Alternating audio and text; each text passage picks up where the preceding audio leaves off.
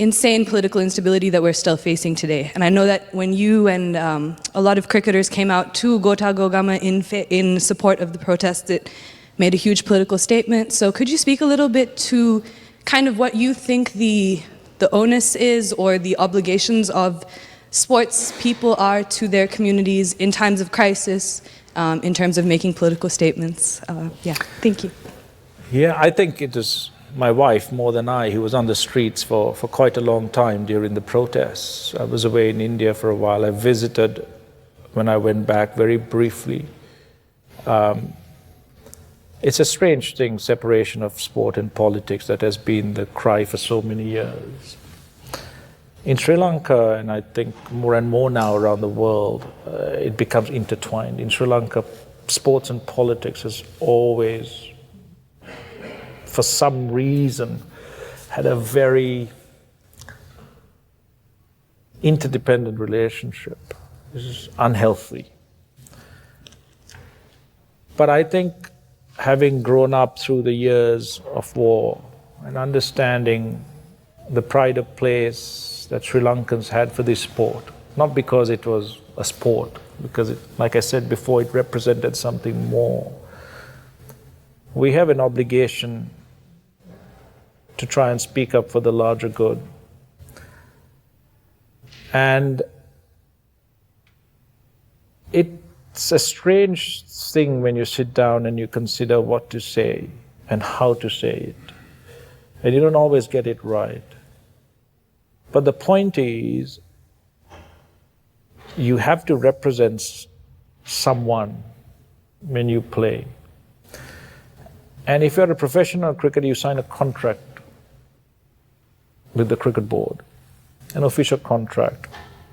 And because of how our sports law is constructed, the cricket board is under the auspices of the sports minister. So your control through that contract extends beyond just the cricket board. However, your real contract is with the people of the country that you play for, because you don't represent the board, you don't represent the sports minister, you represent the country.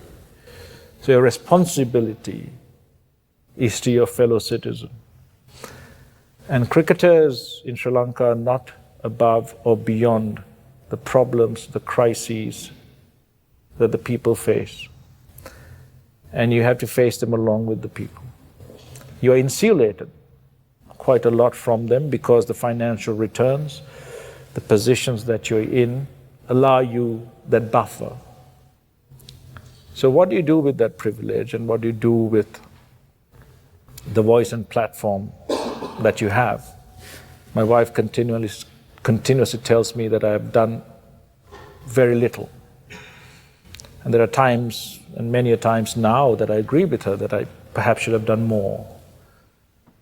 And I think this is the time in our country now, having seen what's happened with Aragalia, having seen what's happened with a larger involvement of our youth in political discourse, in standing up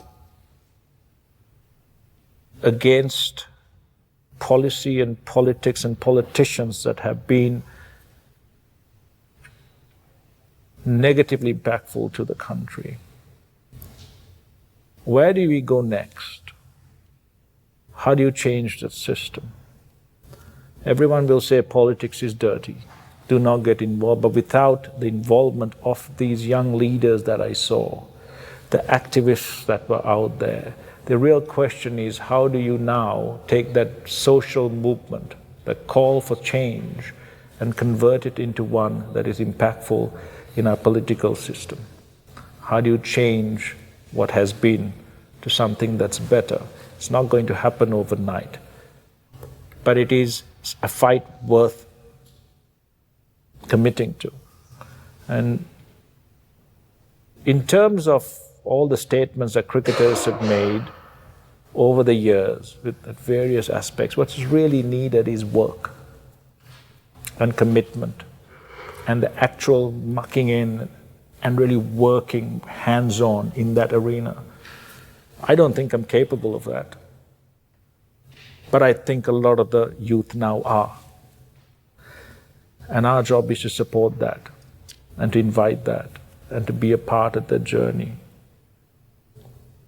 and to do as much as we can for the country that we are from, because it is a country definitely worth fighting for. It's a country that's given me everything.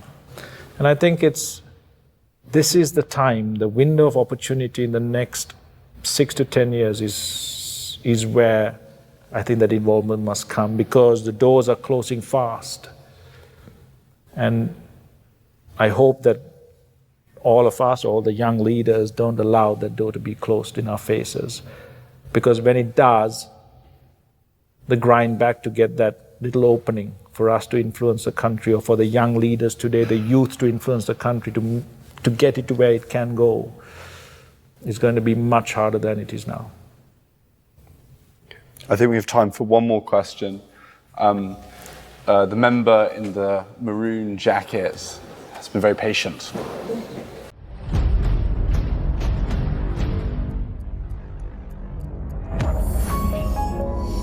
You're watching the Lifetraveler channel.